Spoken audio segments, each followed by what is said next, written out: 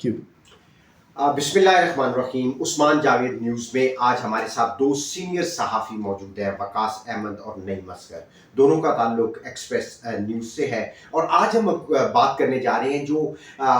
حکومت کی جانب سے جو آئین سازی کی جا رہی ہے 26ویں ترمیم کے بعد. اب پریکٹس اینڈ پروسیجر ایکٹ میں ترمیم کا بل حکومت جمعے کے روز پارلیمنٹ ہاؤس میں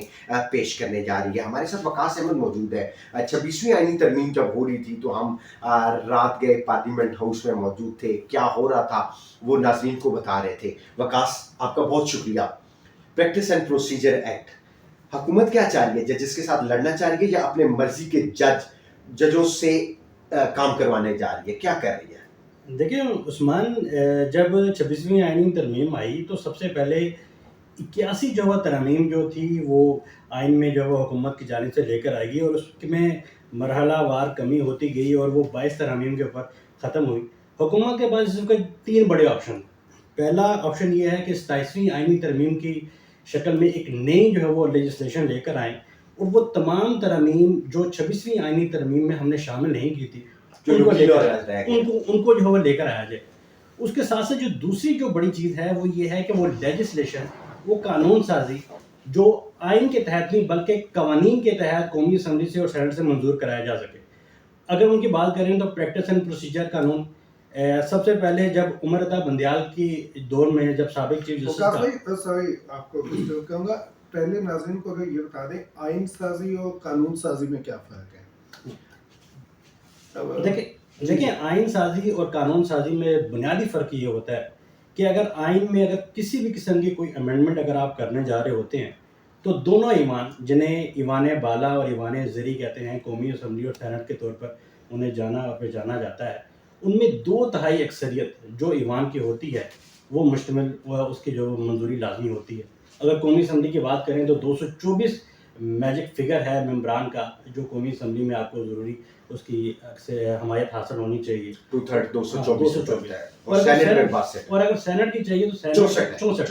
64 ممبران جو آپ کو جو آئینی ترمیم کے لیے ریکوائرڈ ہوتے ہیں، اور وہ کوئی بھی حکومت جب لے کر آتی ہے تو اس کے لیے وہ آپ کو میجک فگر جو وہ پوری کرنی پڑتی ہے. 26ویں آئینی ترمیم جس طریقے سے ہوئی، آزاد ممبران کو شامل کیا گیا اور جس طریقے سے جو سارا پروسیس ہوا، اب جو دوسرا فیکٹر جو آ رہا ہے وہ آ رہا ہے پریکٹس اینڈ پروسیجر کا. پریکٹس اینڈ پروسیجر جو ایکٹ ہے اس میں 2 دفعہ جو پہلے حکومت جو وہ ترمیم کر چکی ہے. ایک دفعہ آرڈیننس لے کر آ چکی ہے اور ایک دفعہ فل کورٹ ریفرنس کی صورت میں سابق چیف جسٹس قاضی فائز کے کہنے کے اوپر جو وہ 3 رکنی بینچ جو موسٹلی جو سینئر ججز کے اوپر ہوگا وہ کریں. اب حکومت یہ سوچتی ہے کہ کیونکہ آئین سازی کے بعد ایک آئینی بینچ کی تشکیل کا معاملہ بھی آ گیا، تو اب پریکٹس اینڈ پروسیجر جو قانون ہے اس کو دوبارہ امینڈ کیا جائے، اور جو آئینی بینچز کی تشکیل ہے اس کو بھی بیچ میں شامل کیا جائے، آئینی ججز کو بھی شامل کیا جائے، اور جو 3 ممبران جو سینئر چیف جسٹس کے ساتھ تھے ان کو 3 سے بڑھا کر 5 کر دیا جائے. اب دوسرا جو معاملہ ہے وہ ہے سپریم کورٹ کے ججز کی تعداد بڑھانے سے متعلق. اب قومی اسمبلی اور سینٹ میں حکومت کی جانب سے as a private member day کے اوپر، پرائیویٹ ممبر کے طور کے اوپر 2 سے 3 قوانین ایسے موجود ہیں جو متعلقہ کمیٹیز کے اندر ہیں، اور اس کی بنیادی وجہ یہ ہے کہ سپریم کورٹ کی جو ججز کی تعداد ہے وہ 17 سے بڑھا کر ان کو 23 کر دیا جائے. لیکن وہ ایز اے پرائیویٹ ممبر بل اس لیے جو نہیں کیے جا سکتے کہ کیونکہ وہ منی بل ہے، اور آئین کی شک کے تحت، آئین کے تحت کوئی بھی منی بل ہوگا وہ حکومت لے کر آئے گی. اور اب حکومت خود اس میں فرنٹ فٹ پر آتی دکھائی دے رہی ہے تاکہ وہ ایک لیجسلیشن جو وہ کرے، اور امکان ہے، کبھی امکان ہے کہ جمعے تک جو ہے وہ یہ لیجسلیشن دونوں قوانین جو ہے وہ سامنے آئیں گے، اور ان میں جو سپریم کورٹ کے ججز کی تعداد ہے ان کو 17 سے بڑھا کر 23 کیا جائے، اور پریکٹس اینڈ پروسیجر قانون کے تحت جو کمیٹی تشکیل دی ہے اس کی تشکیل 9 کے بعد اس کو 3 سے بڑھا کر 5 کر دیا جائے. یہ 2 ترامیم جو ہے وہ حکومت کے لیے اس وقت ہے، اور وہ نیگوسیشن میں بھی ہیں. آج اسپیکر قومی اسمبلی کے ساتھ جو ملاقات بھی ہوئی ہے حکومتی اتحادی جماعتوں کی، اور کبھی امکان ہے کہ جمعے تک جو ہے وہ دونوں قوانین جو اپر اور لوور ہاؤس میں لے کر آئیں گے. نعیم صاحب، آپ اس سارے معاملے میں آپ کیا تجزیہ دینے جا رہے ہیں کہ حکومت جو ہے وہ کیا کرنا کیا چاہ رہی ہے؟ کیا کنفیوز ہے؟ کیوں یہ آئین میں بار بار ترامیم کر رہی ہے؟ وہ کیا کلیئر نہیں ہے؟ کیا ججز کو وہ ججز کی بجائے وہ ایک کلرک بنانا چاہ رہی ہے؟ شکریہ عثمان. سب سے پہلے تو میں یہ वकास साहब की बात को थोड़ा आगे बढ़ाऊंगा। जैसा इन्होंने बताया कि एक होती है आईनी तरमीम, वकास साहब ने जिस तरह बताया कि आईनी तरमीम में हुकूमत को या वो तरमीम पास करने के लिए दोनों ऐवानों की 2/3 मेजॉरिटी चाहिए होती है, जो कि मुश्किल काम है। अब इस वक्त भी अगर हुकूमत के पास, हुकूमती इत्तेहाद के पास भी वो मेजॉरिटी नहीं थी कि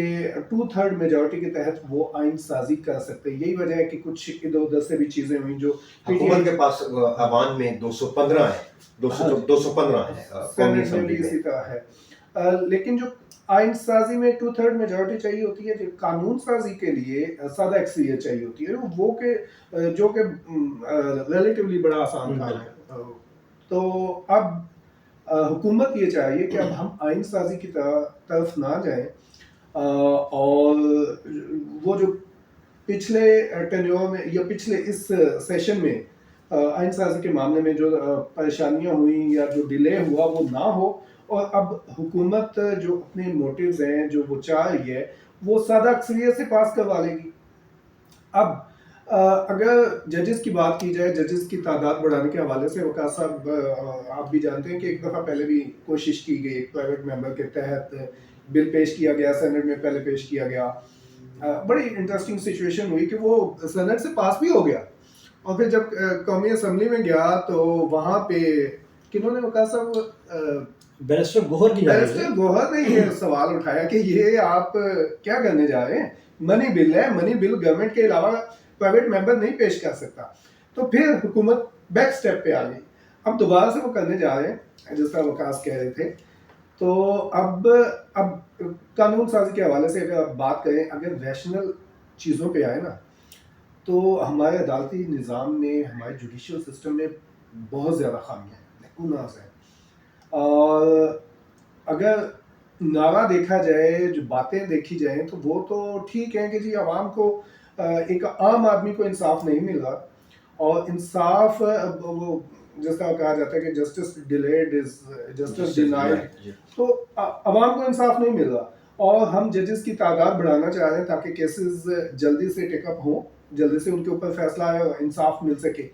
ये देखने में, सुनने में ये नारा बड़ा अच्छा है, लेकिन प्रैक्टिकल जो आईनी माहिरीन है, सियासी माहिरीन हैं, वो ये कह रहे हैं, वो ये उनका मौक़िफ़ ये है कि बेसिकली गवर्नमेंट जो है, जो मुक़्तदर हल्के हैं, वो जजेस को अपने ज़ेर असर लाना चाह रहे हैं, जुडिशल सिस्टम को अपने ज़ेर असर लाना चाह रहे हैं। और जुडिशल सिस्टम में जो लेकुनास हैं, जुडिशरी की वजह से, आपको याद होगा पिछले टर्म में, पिछले 10 साल के दौरान एक नजम सेठी साहब ने एक टर्म यूज़ की थी, उसको कहते थे जुडिशल कू। मैंने पहली दफ़ा सुनी थी, और वो उसके बाद उन्होंने कहा था कि अब 58(2)B के तहत गवर्नमेंट नहीं गिराई जाएगी, अब यहाँ पे कोई कू नहीं होगा, अब जुडिशल कू होगा। और वाकई हुआ भी, मतलब आप देखें यूसुफ रज़ा गिलानी साहब को निकाला गया जी, 3 मिनट की सजा 3 मिनट की सजा देके, उसके बाद नवाज शरीफ साहब को निकाला गया जी। और अब गवर्नमेंट, मतलब हुकूमती इत्तेहाद ये चाह रहा है कि आइंदा इस तरह के किसी भी एडवेंचर से बचने के लिए अदलिया को पहले ही हम, मतलब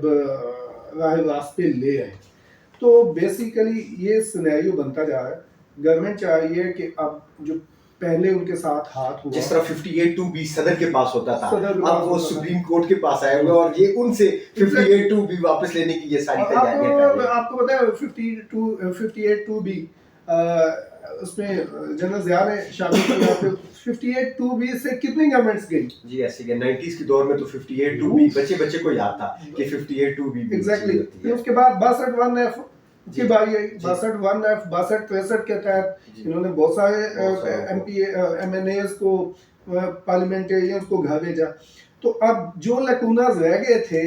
गवर्नमेंट ये चाहिए कि उनको खत्म किया जाए। आप समझते हैं कि हुकूमत अपने आप को मजबूत करने के लिए, क्योंकि पाकिस्तान की तारीख में आज तक किसी प्राइम मिनिस्टर ने 5 साल वक्त नहीं गुजारा, और 2008 से 2013 वाली पहली पार्लियामेंट थी जिसने 5 साल पार्लियामेंट में गुजारे, वो कि उसमें वज़ीर-ए-आज़म चेंज हुआ, यूसुफ रज़ा गिलानी के बाद राजा परवेज़ अशरफ ने फिर टेक ओवर किया। تو اب اس کے بعد جو پچھلی پارلیمنٹ تھی وہ عمران خان کی تحریک عدم اعتماد ایک نئے طریقے سے پارلیمنٹ نے وزیر اعظم کو گھر بھیجنے کا طریقہ اختیار کیا، اور وہ بھی آپ کو پتہ ہے کہ کس خاص اپوائنٹمنٹ کی وجہ سے یہ ہوا. اور ناظرین کو ہم چھوٹی سی ساتھ یہ بھی بات بتا دیں کہ جب قاضی فائز عیسیٰ نے آفس سنبھالا بطور چیف جسٹس تو 56,000 کے قریب کیسز سپریم کورٹ میں زیر التوا تھے. ان کے 11 ماہ کا جو بطور چیف جسٹس آف پاکستان کا ٹینیور تھا وہ 60,000 سے زائد کیسز ان کی زیر التوا سپریم کورٹ کے کیسز کی ہو گیا تھا. اور آپ کو پتہ ہے کہ ماضی میں سپریم کورٹ میں اب تنقید بھی ہوتی رہی ہے کہ جی سپریم کورٹ جو ہے وہ ڈیم فنڈ کی سرپرستی کر رہی ہے، اس کے علاوہ عمر عطا بدیات کی ہوئی ہے. چیف جسٹس اپنے سوری ٹو سے اب یہ تو قوم کو بھی پتہ ہے، چیف جسٹس اپنے ادارے کو ٹھیک کرنے کے بجائے ہسپتالوں کے وزٹ کر رہے تھے. ایسے ہی چیف جسٹس کا کیا کام ہے کہ وہ مطلب ڈیم کے لیے فنڈ اکٹھے کرے؟ ہاں جو آرگن اپنا کام نہیں کرنا، دوسرے کے کام میں انٹروین کرنا. ایگزیکٹلی ہمارے ملک کی جو ہے پیچھے رہنے کی وجہ یہ ہے کہ ہم اپنے کام کو ٹھیک سے کر نہیں پاتے اور دوسرے کا جو کام ہے اس میں ہم کامیاب رہتے ہیں. دیکھیں وقاص صاحب ایک چھوٹے سے سوال بھی لے دیجیے گا، آپ اس کے اوپر سمرائز بھی کیجیے گا. اب اس سارے معاملے میں مولانا فضل الرحمان صاحب سے گفتگو ہوئی تو وہ خاصے ناراض ہیں. انہوں نے جو 2 روز قبل جلسہ کیا، حکومت کے اوپر بڑی تنقید کی، خاص کر کے منصور علی شاہ اور یحییٰ آفریدی کے حوالے سے، کیونکہ وہ اور پی ٹی آئی کنونس تھے کہ منصور علی شاہ ہوں گے، لیکن انہوں نے ان کے بقول کہ اتحادی حکومت نے ان کے ساتھ ہاتھ کر کے گیا. تو اب وہ 27ویں ترمیم کے حوالے سے وہ ہاتھ اٹھا کے مطلب وہ بڑے خاصا وہ تیار ہے کہ ہم نے اس کو نہیں ہونے دینا، لائک گول کیپر وہ روکنا چاہ رہے ہیں اس ترمیم میں. تو جے یو آئی کے بارے میں بھی کامنٹ کریں. دیکھیں مولانا فضل الرحمان کا ہمیشہ سے ہی جب 26ویں آئینی ترمیم کا معاملہ جب وہ شروع ہوا تو وہ واضح ایک موقف رکھتے تھے، اور ان کا موقف یہ تھا کہ ایک تو آپ نے کسی بھی شخصیت کو فیور دینے کے لیے ترمیم نہیں کرنی، اور دوسرا یہ کہ وہ یہ کہتے ہیں کہ اس جو آئینی ترمیم جو کرنے جا رہے ہیں اس کی امپلیمنٹیشن اس چیف جسٹس کے تقرری کے بعد ہونی چاہیے. اور جو ہم نے دیکھا کہ رات کو 12 بجے تک جو وہ اجلاس چلتے رہے، اور ان اجلاسوں میں جو یقین دہانی کرائی گئی تھی مولانا کو، اور ان میں یہ یقین دہانی شامل تھی کہ جو موجودہ جو آنے والے جو چیف جسٹس ہوں گے وہ جسٹس منصور علی شاہ ہوں گے. اور اس کے سامنے 2 سوال آتے ہیں کہ کیا جو justice Yahya Afridi chief justice of Pakistan جن کا حکومت کی جانب سے تقرر کیا گیا ہے، کیا یہ حکومت کا آپشن ہے یا اس کے علاوہ چوائس نہیں تھی؟ تو میرا خیال ہے کہ یہ حکومت کا آپشن نہیں، لیکن اس کے علاوہ چوائس نہیں تھی. کیونکہ ہم نے پچھلے 1-1.5 سال کے دوران دیکھ لیں جس طرح پریکٹس اینڈ پروسیجر کمیٹی کا جو حکومت کی جانب سے کیا گیا، اور منصور علی شاہ اور جسٹس منیب اختر کی جانب سے جو بنچز کی تشکیل کے اوپر جو اعتراضات اٹھتے رہے، اور پھر آرڈیننس کے ذریعے آ کے جسٹس منیب اختر کو جو پریکٹس اینڈ پروسیجر کمیٹی سے ہٹا دیا گیا، اور پھر اس کے بعد جسٹس منصور علی شاہ جو وہ فرنٹ فٹ پہ آئے اور ان کی جانب سے احتجاج کی کال دی گئی. لیکن سب سے بڑا فیکٹر جو اس وقت آئین سازی 27ویں آئینی ترمیم کی ہوا جو چلی ہے، اور یہ پریکٹس اینڈ پروسیجر اور سپریم کورٹ کی ججز کی تعداد میں بڑھانے سے متعلق جو معاملہ آیا ہے، یہ زیر غور آیا ہے. یہ کل جو فل کورٹ کی جو سماعت ہوئی ہے، فل کورٹ جو بینچ بیٹھا تھا، اس میں جو اعلامیہ جاری ہوا ہے وہ بہت اعلامیہ ہے. اس میں جسٹس منصور علی شاہ ویڈیو لنک کے ذریعے سعودی عربیہ سے وہ جو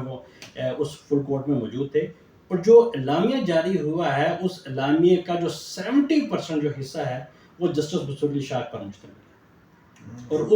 اس جسٹس منصور اس اعلامیہ میں واضح طور پہ کہا گیا ہے کہ سپریم کورٹ کے جو زیر التوا مقدمات سمیت جتنی بھی پالیسی گائیڈ لائنز ہیں، جو منصور علی شاہ نے جسٹس منصور علی شاہ نے جو تجویز دی ہیں،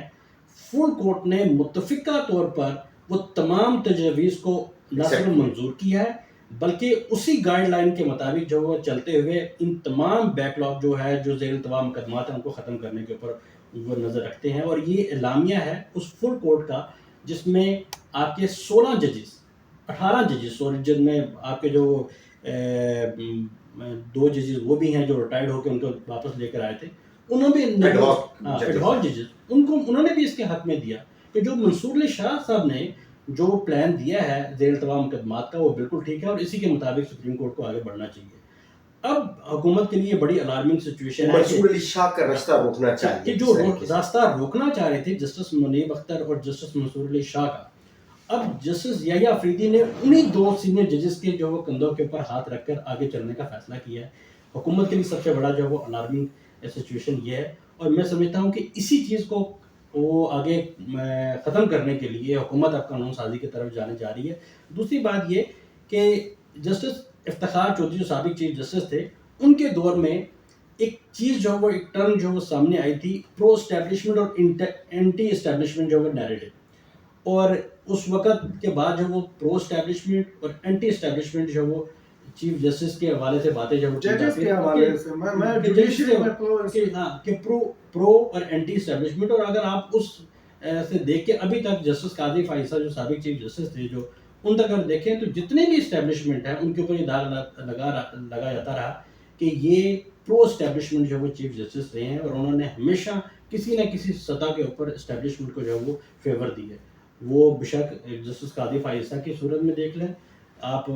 جسٹس افتخار محمد چودھری کی صورت میں دیکھ لیں، آپ جسٹس ناصر الملک کی صورت میں دیکھ لیں، ایون آپ جسٹس ثاقب نثار کی صورت میں دیکھ لیں کہ انہوں نے پولیٹیکل جتنی بھی فورسز تھی ان کو انڈرمائن کیا اور اسٹیبلشمنٹ کے جو وہ فیور میں کئی فیصلے دیے، جس کی وجہ سے آج یہ حالات دیکھنے پڑ رہے ہیں کہ آپ کا فل کورٹ جو ہے وہ ایک سائڈ کے اوپر بیٹھ کر جو وہ سینئر ججز کے ساتھ ان ججز کو جن کو آپ نے ہٹانے کی کوشش کی ان کے ساتھ بیٹھ کر اب وہ بڑے مین ڈرائیونگ سیٹ پہ آ گئے اور حکومت کو اسی چیز سے ڈر لگ رہا ہے، اور اسی لیے ان کا راستہ روکنے کے لیے، کیونکہ آپ دیکھیں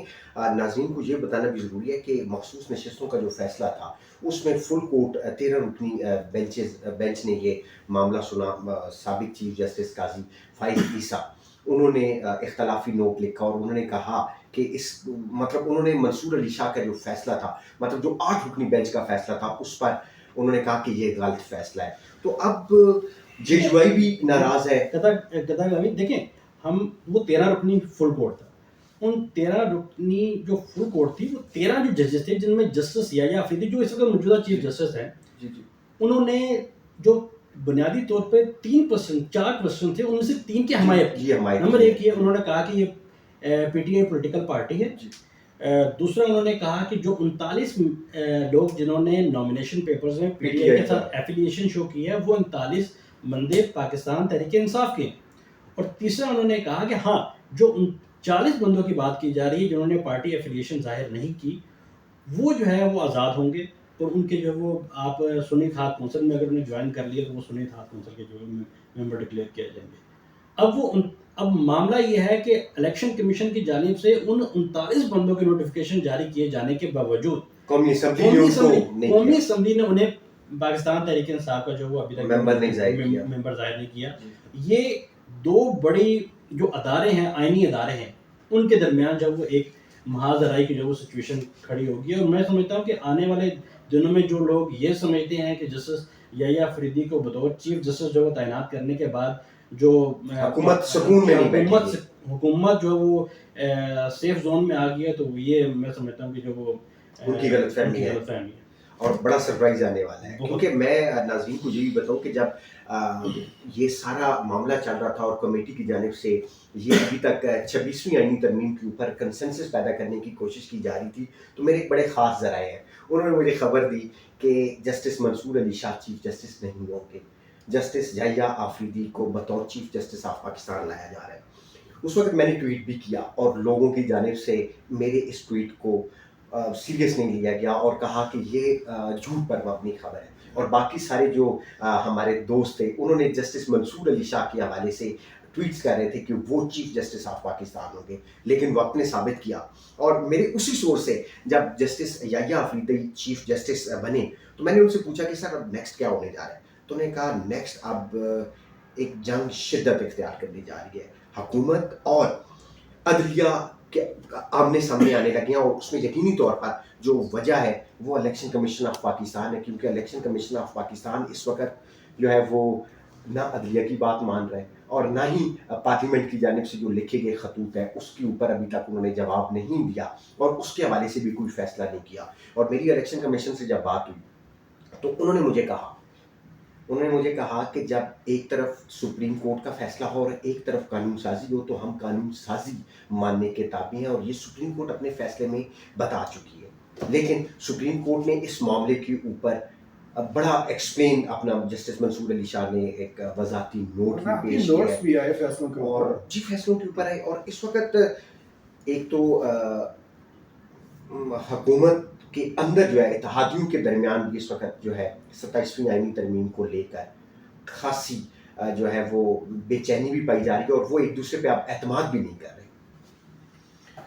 دیکھیں اعتماد کی بات چھوڑیں، پہلے تو میں مولانا فضل الرحمان صاحب کو اس بات کا کریڈٹ دینا چاہوں گا کہ وہ جس طرح وقاص بات کر رہے تھے کتنی ترمیموں پہ مشتمل تھی، اور جو پہلا ڈرافٹ تھا 81 اور 22 پہ آگے 22 پہ آگے، اور وہ ترمیم اراکین پارلیمنٹ سے جیسے کہتے ہیں نا بلائنڈ فولڈلی ان کو بتایا بھی نہیں گیا، ان کو پتہ بھی نہیں ہے اس میں ہے کیا. انہیں کہا جا رہا تھا کہ آج رات 12 بجے تک یہ کرنی ہے، اور صرف 5 کاپیاں. جو میرا کچھ ایک سورس تھا وہ بڑی عام پوزیشن پہ بیٹھے ہوئے تھے، وہ کہہ رہا تھا صرف 5 کاپیاں پرنٹ کی ہیں. اس میں مولانا فضل الرحمان صاحب کو کریڈٹ جاتا ہے کہ انہوں نے